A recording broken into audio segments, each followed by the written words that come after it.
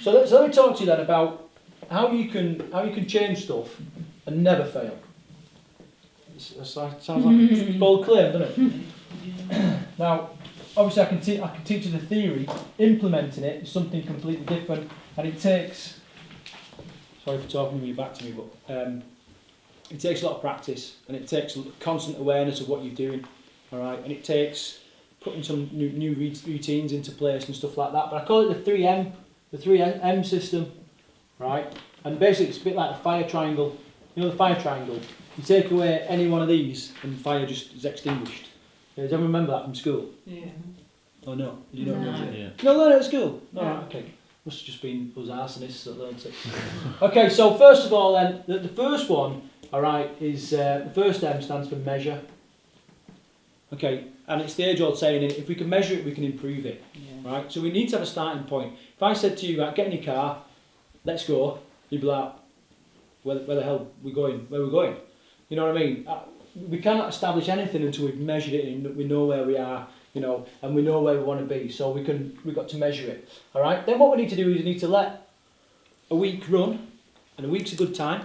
Let a week run, but as that's going, you need to monitor what you're doing. Food diaries, training diaries, accurate, honest. Yeah. Remember we said no change without honesty. If you're not honest with yourself, you're pissing in the wind. You really are. You know, you've got to be honest. So you monitor what's going on, and then what that will do, by the end of the week, when you remeasure, you'll be able to modify what you've done. Okay? So you can modify what you've done. So let's say you eat a certain way, you record it, doesn't matter what you eat, you can live on pizza if you want. Alright? No, you can't. But you know what I'm saying, for the purpose of this example, so you monitor your food, we get to it and say, right, damn, guess what? I've put weight on. Okay, what will happen if I get rid of one of those pizzas and I run the process again?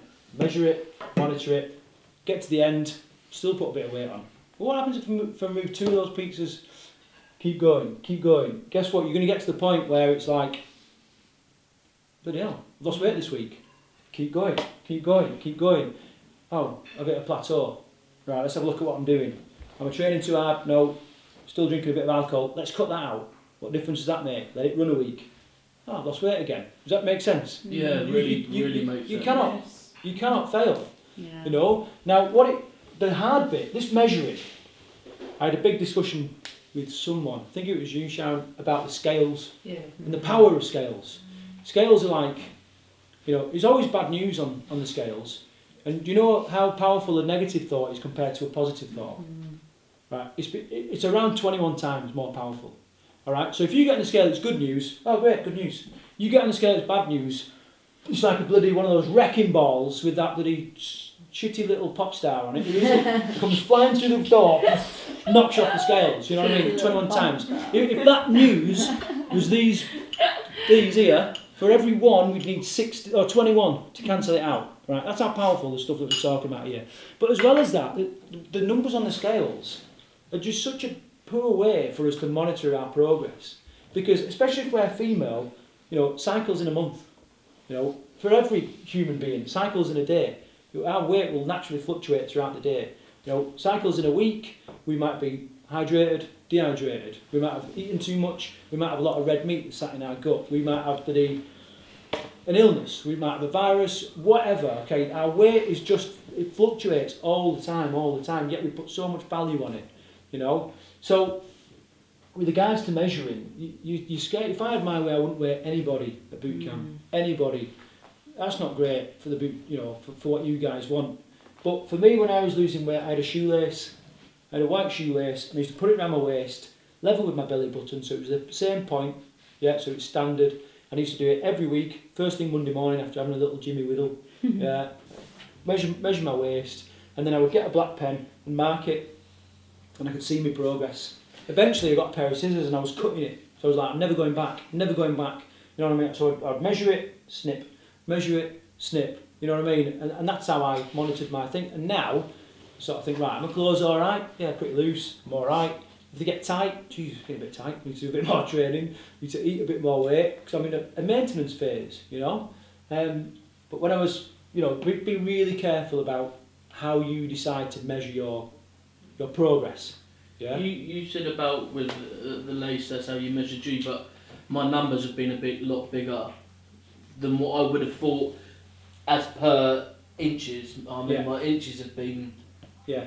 I've only weighed myself one. Well, James, I mean, to be honest, you know, you're of a class, and you know, please don't mind me saying this, but you know, if you're larger, then that's fine. Use weight as your guide, because your weight is going to come off like this. Okay. Yeah. But when you're carrying 3, maybe 4 stone more than you should be, get off the scales.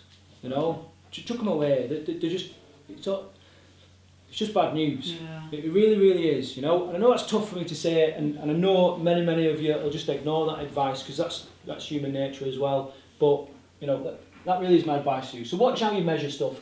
With regards to monitoring, it really has got to be accurate. And obviously, what it also does is it relies on some foods, some meals, some training being standard, doesn't it?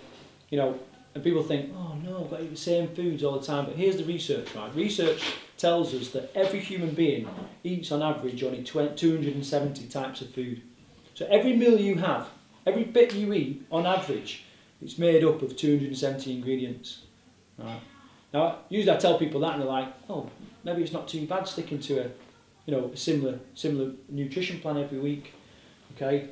But what I did with this when I was losing weight, and what we didn't get onto in the nutrition talk the other day, is I basically created an A and a B breakfast, an A and a B lunch, A and a B evening meal, you know, A and a B snack.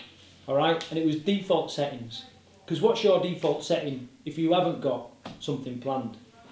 Eat crap. It's crap food, isn't it? And who's done that thing where you go into the kitchen, it's like that, hungry, you know, open the cupboard, nothing there, fridge, nothing there, back to the same cupboard, nothing there, you know what I mean? Who's done that? And eventually it's like, pack of biscuits, cup of tea, you know what I mean? Don't mindless eating, you know? So it's about like just creating these little meals, and that should be stuff that you know you can afford if you're a type northern monkey like me, that you like the taste of, that you can get hold of easy enough, that you can cook relatively quickly if you hate cooking and all this kind of stuff, and it's just easy to do. It's a default setting for you, you know, and it doesn't take very much to do that, you know, just a little bit of forethought, a little bit of planning, and that's it. So then you can stick to this.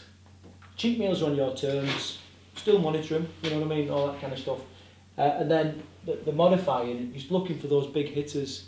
Remember we was on about chili flakes before? Yeah, chili flakes. Everyone, did I tell you that story? Yeah. No. Yeah, so what we're saying is, like, when we was opening Bootcamp up, someone said, oh, put chili flakes on the table, and I was like, oh, why is that? And they said, well, it boosts the metabolism, it burns extra calories. And I was like, well, yeah, it does, but it's like 2 or 3 calories a day. It doesn't offset the Big Mac you've just eaten or the bottle of wine you've just drank, you know what I mean? It's tiny little things, and people sort of monitor stuff and then try and modify it and go, I'll get rid of the Tic Tac.